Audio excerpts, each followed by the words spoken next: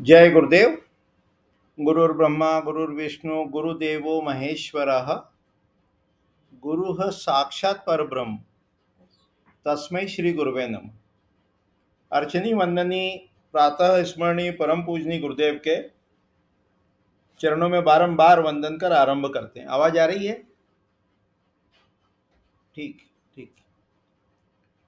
तो आज अपन देखेंगे सबसे पहले, क्योंकि लोग कोर्स जो है अपना धीरे धीरे समाप्ति की ओर बढ़ रहा है और वास्तु में गहनता निपुणता उसको अपने को जो प्राप्त करना है, तो उसके लिए ये कोर्स को स्टडी कैसे करना और क्या स्टडी करना, एक तो स्टडी किस प्रकार करना और क्या करना, ये दो महत्वपूर्ण विषय हैं। इनको अपन देखने का समझने का प्रयास करते हैं।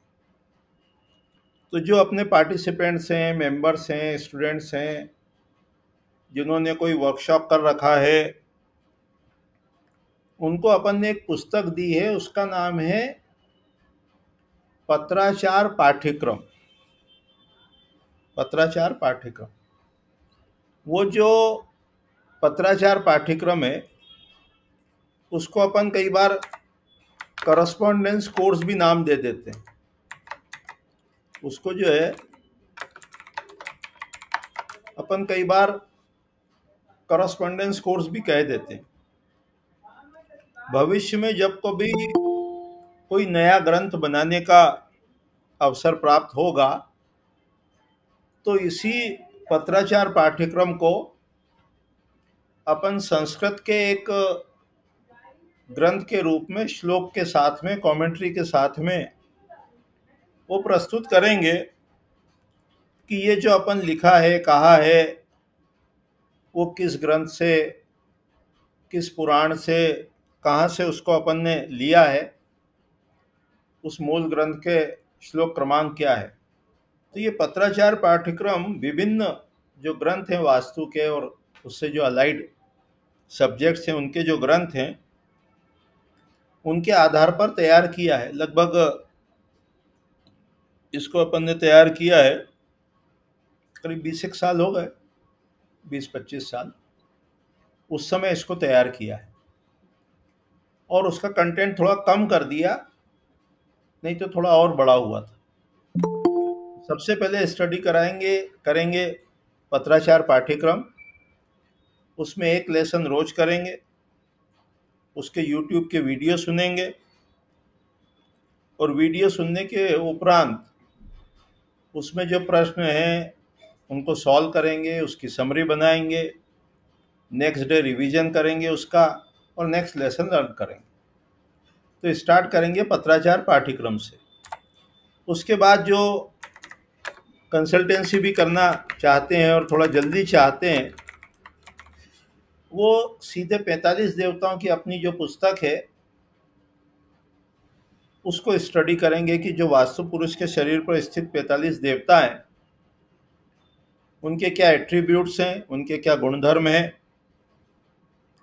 दोष होने पर क्या दुष्परिणाम होते हैं और सुधार के क्या उपाय हैं। ये 45 देवताओं को करेंगे।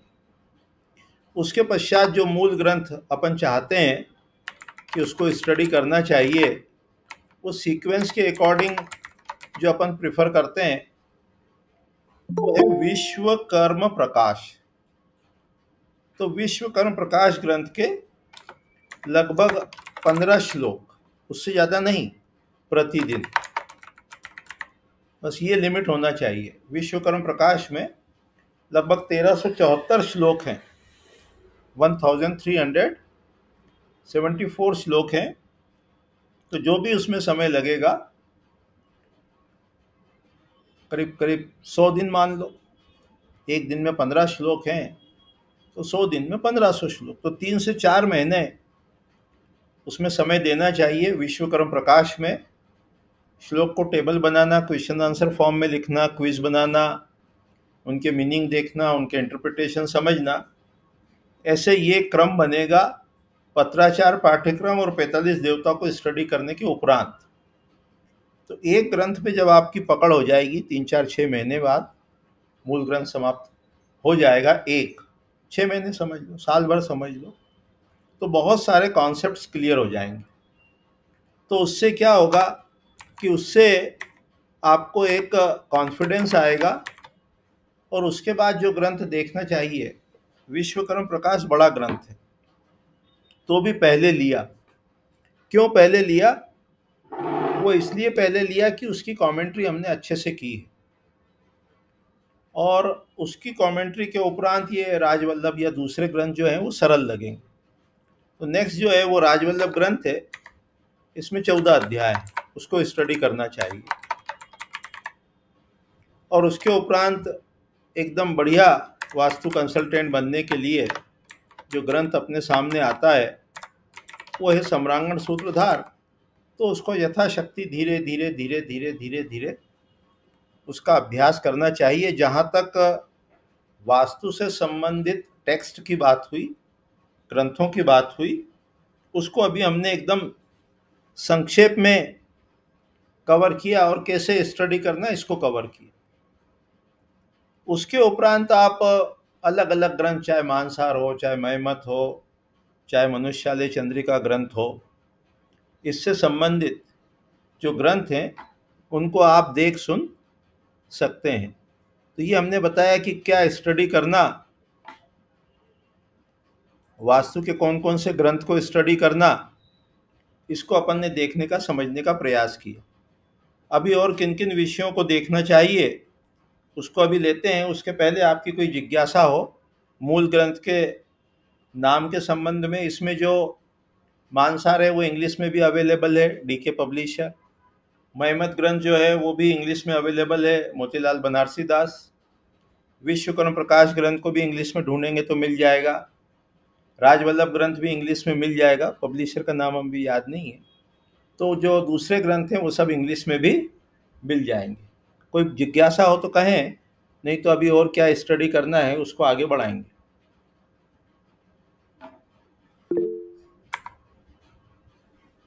हाँ बोले किशन जी। जी प्रणाम। ये जुगनू जी ने जो ग्रंथ लिखे हैं उसमें से कोई ऐसा ग्रंथ हो जो प्राथमिक स्तर पर और काम आ सके? हाँ, ये सारे लगभग ग्रंथ इन्होंने जो है वो जुगनू जी ने भी शायद लिखे हुए हैं।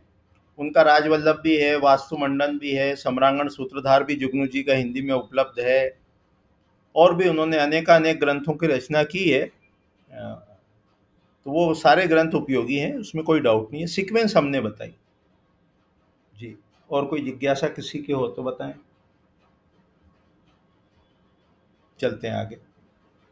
अब वास्तु पे जो कमांड अपने को लेना है वो कमांड कैसी हो, तो इसके लिए चूंकि ये विषय गणित से संबंधित है, और गणित की जो तीनों ब्रांचेस हैं, चाहे अलजेब्रा हो, चाहे अंक गणित हो, चाहे बीज गणित हो, और चाहे रेखा गणित हो, अलजेब्रा है, ज्योमेट्री है, ट्रिग्नोमेट्री है, ये थोड़ा थोड़ा थोड़ा थोड़ा कम से कम हायर सेकेंडरी लेवल तक का ये अपने को आना चाहिए, सामान्य कैलकुलेशन आना चाहिए। उससे जब आयादी के सूत्र करते हैं, पदविन्यास करते हैं, कंप्यूटर का ज्ञान होना चाहिए, एक्सेल शीट चलाना आना चाहिए, फॉर्मूले थोड़े बहुत लिखते आना चाहिए, और नेट वगैरह ये सब चीज़ें आना चाहिए। तो ये हो गया मैथमेटिक्स से रिलेटेड। पुराने समय का जो गणित था, जैसे उसमें जो ज्योमेट्री है उसको कहते हैं सुल्व सूत्र। सुल्व सूत्र उसको क्या कहते हैं? उसको कहते हैं शुल्व सूत्र। सुल्व सूत्र ये अवेलेबल है। सुल्व सूत्र जो है कात्यायन सुल्व सूत्र, बोधायन सुल्व सूत्र, मानव सुल्व सूत्र और आपस्तंभ सुल्व सूत्र, ये राष्ट्रीय संस्कृत संस्थान से ये पब्लिश्ड हो चुके हैं। तो इसमें एक तरह से पूरी वैदिक ज्योमेट्री दी हुई है, तो उसका नॉलेज होना चाहिए। उससे ये सारा पदविन्यास करना, कैसे कैलकुलेशन करना, पेंटागन, हेक्सागन, ऑक्टोगन, जो भी इरेगुलर रेगुलर सरफेस होते हैं उसका एरिया निकालना, वो सब चीज़ें अपने को स्पष्ट होती है और वास्तु समझने में सहायता मिलती है। इसके अलावा जो सबसे ज़्यादा महत्वपूर्ण है, वास्तु के ग्रंथ हमने बता दिए, तो भगवान श्री कृष्ण ने भगवत गीता में कहा है कि सभी विद्याओं में मैं अध्यात्म विद्या हूँ। तो अध्यात्म विद्या यानी हु एम आई, मैं कौन हूँ, इसका ज्ञान होना बहुत जरूरी है। क्योंकि वहाँ जब बैठ के ये जो वास्तु के जो सीक्रेट्स हैं, वास्तु के जो रहस्य है, वो तभी अनफोल्ड होंगे जब हम स्व में स्थित होंगे, मेडिटेशन करेंगे। तो ब्रीथ काउंटिंग हम पहले करवा चुके हैं कि ब्रीथ काउंटिंग यानी सांस लेना और छोड़ना स्वाभाविक, ये प्रतिदिन अपने को करना है। और लगभग एक दिन में एक बार या दो बार ये श्वास गिनने का अभ्यास करते रहना और 150 तक श्वास गिनना, 150। कम समय हो तो कम गिने, लेकिन जब पूरा समय हो तो ब्रीथ काउंटिंग जो है वो 150 तक अपने को करना चाहिए। और उसके बाद टेक्निक यही है कि जो भी ग्रंथ आपको स्टडी करना हो वास्तु का या एलाइड ब्रांचेस का, उसका एक श्लोक पढ़ेंगे, उसका ट्रांसलेशन पढ़ेंगे, बीच में 2 4 5 मिनट मेडिटेशन करेंगे और उसके अर्थ को अपने शब्दों में लिखेंगे। तो जो कठिन श्लोक हैं उनका जो मीनिंग कह लो, इंटरप्रिटेशन कह लो, वो हो जाएगा। इसके जो स्पिरिचुअल साइंस के जो टेक्स्ट हैं, एक दो के नाम लिख देते हैं। उसमें एक का नाम है स्पंदकारी का, ये फ्रीली अवेलेबल है। हमने जो इसकी PDF फाइल बनाई है स्वामी रामानंद जी के प्रवचनों के आधार पर, तो किसी को ना मिली हो तो कांटेक्ट करेगा या सभी को एक बार और भेज देंगे। और दूसरा जो है भगवत गीता, अपने कोर्स में भी लिखा है कि उसके 3रे अध्याय के एक श्लोक को रोज अपने शब्दों में लिखना है। आप में से कितने हैं जो ब्रीथ काउंट करते हैं अभी, भले ही 1 मिनट करते हो, 2 मिनट करते हो प्रतिदिन, कि भूल गए? करते हैं, ठीक है ठीक है। तो ब्रीथ काउंटिंग करेंगे तो उसका लाभ मिलेगा, और लाभ मिलेगा तो विद्या जो है वो एकदम अनफोल्ड हो जाएगी, उसके जो रहस्य हैं वो प्रकट हो जाएंगे। जब भी कंसल्टेंसी करने जाएं, जब भी साइट विजिट करने जाएं, तो उसके पहले कम से कम 10 से 20 मिनट, 12 से 15 मिनट वो मेडिटेशन करके जाएं। मेडिटेशन में चाहे तो आर्ट ऑफ लिविंग का कोर्स कर सकते हैं, चाहो तो भावातीत ध्यान सीख सकते हो, और चाहो तो यदि समय हो तो विपश्यना का एक 10 दिवसीय जो कोर्स होता है वो करना चाहिए। और प्रतिवर्ष उसको जो रिवीजन कह लो या वो कह लो, वो करते रहना चाहिए। इसके बाद जो बहुत ज़रूरी है वास्तु के सीक्रेट्स को अनफोल्ड करने के लिए, वो है ज्योतिष शास्त्र। ज्योतिष शास्त्र में सारे मुहूर्त मिलेंगे। ज्योतिष की 3 ब्रांचेस, गणित, होरा और संहिता। इसमें जो गणित वाला पोर्शन है वो चाहो तो आप अभी स्किप कर सकते हो शुरू में। और मुहूर्त और ये जो संहिता और होरा है, इसका सामान्य ज्ञान होना चाहिए। उसमें ग्रह हैं, उसमें नक्षत्र हैं, उसमें कितने पंचांग के जो 5 अंग हैं, तिथि, वार, नक्षत्र, योग और करण, उसका ज्ञान होना चाहिए। इससे आपको वास्तुशास्त्र के ग्रंथ समझने में सुविधा भी रहेगी, मुहूर्त भी निकाल पाएंगे। और कोई क्लाइंट आपके पास आया है तो उसके जीवन में जो समस्या है उसका काम कहीं उसका कारण कहीं उसकी महादशा अंतरदशा तो नहीं है, उस ओर भी आपको इंटरप्रेट कर पाएंगे। इसके जो सामान्य ग्रंथ हैं मुहूर्त से रिलेटेड, वो मुहूर्त गणपति है, मुहूर्त चिंतामणि है, मुहूर्त मार्तंड है ना, नारद संहिता है, नारद संहिता है, मुहूर्त गणपति है, मुहूर्त मार्तंड है,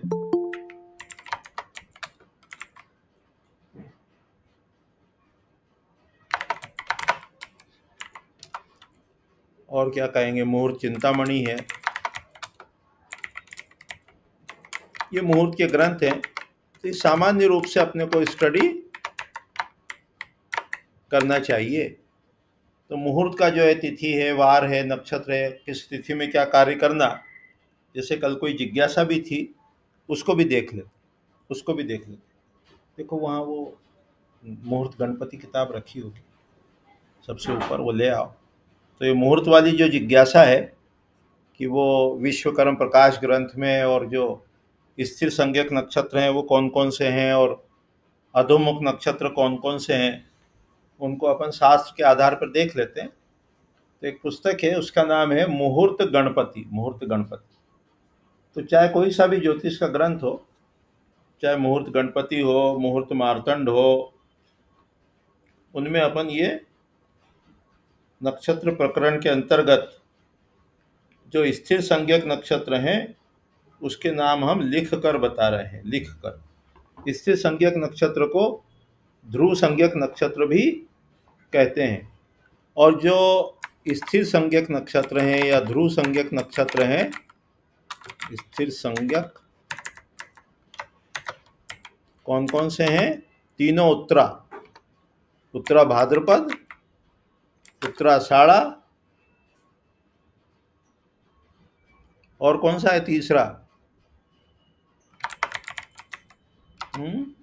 उत्तरा फाल्गुनी। उत्तरा फाल्गुनी। उत्तरा फाल्गुनी। तो तीनों उत्तरा और रोहिणी जो है ये ध्रुव संज्ञक नक्षत्र हैं, स्थिर संज्ञक नक्षत्र हैं, और इसमें स्थिरता का कार्य करते हैं। ग्रह प्रवेश आदि जो स्टेबिलिटी से रिलेटेड काम है। दूसरा एक और नक्षत्र जो अपने को ज़्यादा काम में आता है वो अधोमुख नक्षत्र हैं। अधोमुख नक्षत्र में तीनों पूर्वा। कौन कौन से पूर्वा? पूर्वा फाल्गुनी, हाँ, और पूर्वाषाढ़ा और पूर्वा भाद्रपद। पूर्वा भाद्रपद, ये तीनों जो हैं ये अधोमुख नक्षत्र हैं। इसके अलावा मूल है, तीनों पूर्वा के अलावा मूल है, अश्लेषा है, मघा है, विशाखा है, भरणी है और कृतिका है। तो जो भी जिज्ञासा थी, शायद नेहल जी की थी, किसकी थी, तो उसको ये तीनों, ये जो नक्षत्र हैं तीनों पूर्वा, मूल, आश्लेषा, मघा, विशाखा, भरणी और कृतिका, ये अधोमुख संज्ञक नक्षत्र हैं। और इसमें खुदाई का काम करना हो, पहला डोबरा खोदना हो, बोरिंग कराना हो, इस प्रकार के कार्य करते हैं। ध्यान क्या रखना है?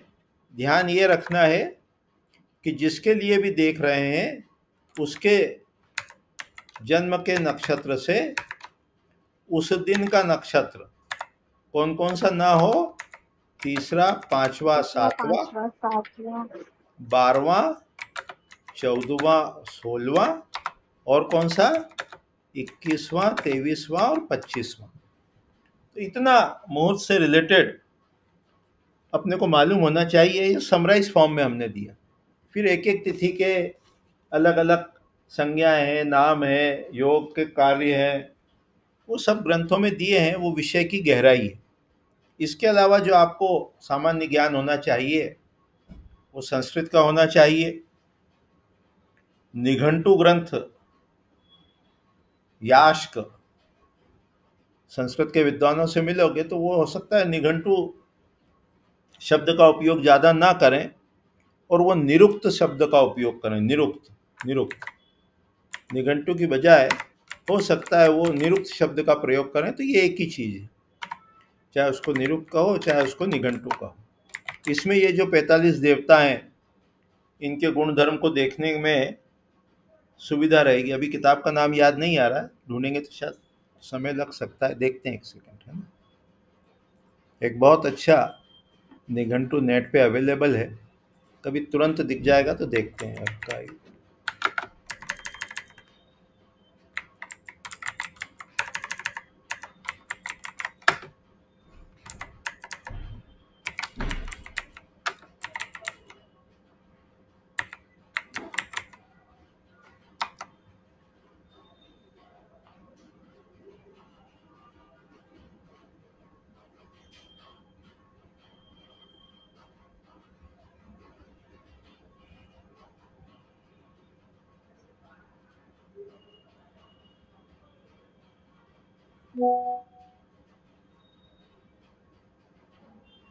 यदि वो ऑथर का नाम मिल जाता, नहीं तो हम उनकी वो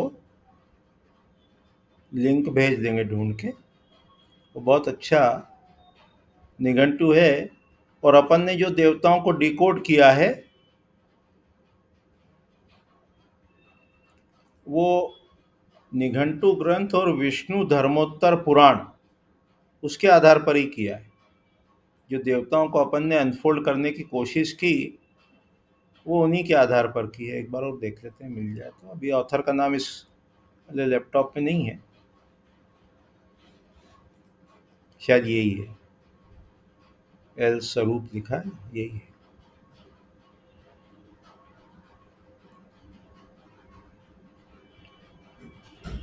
वो शायद उसमें पेज और ज़्यादा थे, ये नहीं है। वो बता देंगे, हम भेज देंगे उसके लिए, है ना?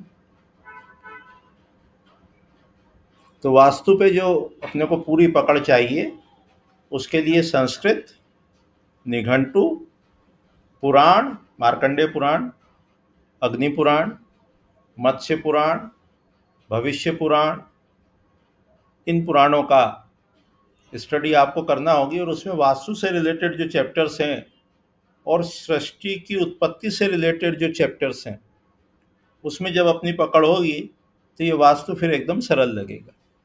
इसके अलावा योगा, योग का जो ग्रंथ है पतंजलि योग सूत्र, उसके पूरे चारों पाद, समाधिपाद, साधनपाद, विभूतिपाद और केवल्यपाद, चारों पाद जो है वो बहुत अच्छे से जो अपन करेंगे तो कंसल्टेंसी में रिजल्ट्स बहुत अच्छे आएंगे, बहुत अच्छे आएंगे, वंडरफुल रिजल्ट्स आएंगे।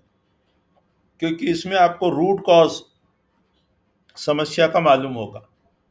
तो पतंजलि योग दर्शन अपनी 6 फिलॉसफी है, न्याय, वैशेषिक, सांख्य, योग, कर्म, मीमांसा, वेदांत। उसमें जो योग फिलॉसफी है वो आपको कंसल्टेंसी में बहुत ही वंडरफुल रिजल्ट्स देने वाली है। उसके अलावा जो मूल ग्रंथ अपने को लगते हैं वो आयुर्वेद के लगते हैं, चाहे चरक हो, सुश्रुत हो, वाग्भट हो, माधव निदान हो, सारंगधर हो। ये सब इसलिए बता रहे हैं कि ये सारा सिलेबस में है, ये सारा जो वास्तु पढ़ाते हैं तो उसके सिलेबस में इंक्लूडेड है। जहाँ भी हम जिस संस्थान में जुड़े हुए हैं, महर्षि महेश योगी वैदिक विश्वविद्यालय में, उसके जो बीए का जो वास्तु का कोर्स है, एमए का जो वास्तु के कोर्स है, उन कोर्सेस में वास्तु के ये जो डिफरेंट एलाइड ब्रांचेस हैं वो सारे कवर करते हैं। उनको करने से ये वास्तु पुरुष के शरीर पर स्थित 45 देवता, जैसे ये आयुर्वेद है तो इसमें वनस्पतियों का वर्णन है, हवन सामग्री का वर्णन है, किस देवता को कौन सी सामग्री भोग के रूप में लगाई जाती है, बलि के रूप में दी जाती है, उनके क्या गुण हैं। तो ये भाव प्रकाश निघंटु से इंटरप्रेट होते हैं। वो आयुर्वेद का ग्रंथ है, तो आयुर्वेद का ज्ञान आवश्यक है। टाउन प्लानिंग करना हो, एक एक रूम के कक्ष की, चाहे ड्राइंग रूम हो, बेडरूम हो, उसको पूरा प्लान करना हो तो उसके लिए रामायण और महाभारत। तो इस प्रकार से जब अपन ग्रंथों को स्टडी करेंगे अलाइड ब्रांचेस के साथ में, ये तो 6 महीने हमने रख लिया कोर्स का, इसमें तो कितने ही वर्ष तक अपन चलाते रहे तो भी ये वास्तु जो है ये पूर्ण होगी, इसमें शंका है। क्योंकि ज्ञान का विषय है ना, ज्ञान बहुत वास्ट होता है, बहुत बड़ा होता है। इसमें जो बहुत प्रिय विषय होते हैं वो ज्योतिष होता है, वो आयुर्वेद होता है, वो फिलॉसफी होती है, योग होता है। और इन विषयों में जैसे जैसे जैसे जैसे डूबते चले जाते हैं वैसे वैसे वास्तु के सीक्रेट्स जो हैं वो अनफोल्ड होने लगते हैं। पूरा फूड हैबिट से रिलेटेड है आयुर्वेद। जैसा अपन भोजन करते हैं वैसी प्रकृति बनती है। जैसी अपन गंध लेते हैं, अरोमा थेरेपी पूरी आयुर्वेद से रिलेटेड। गंध चिकित्सा कह लो, भोजन चिकित्सा कह लो, ये सारा का सारा जब अलाइड ब्रांचेस अपने को क्लियर होती है तो अपने को स्पष्ट होता है। तो अभी इस भाग को समाप्त करके क्वेश्चन अभी लेते हैं, उसके बाद फिर दूसरे भाग में चलेंगे। और ये जो रिकॉर्डिंग है इसको भी एक छोटा सा ब्रेक मिल जाएगा। जब तक प्रश्नों का स्वागत है।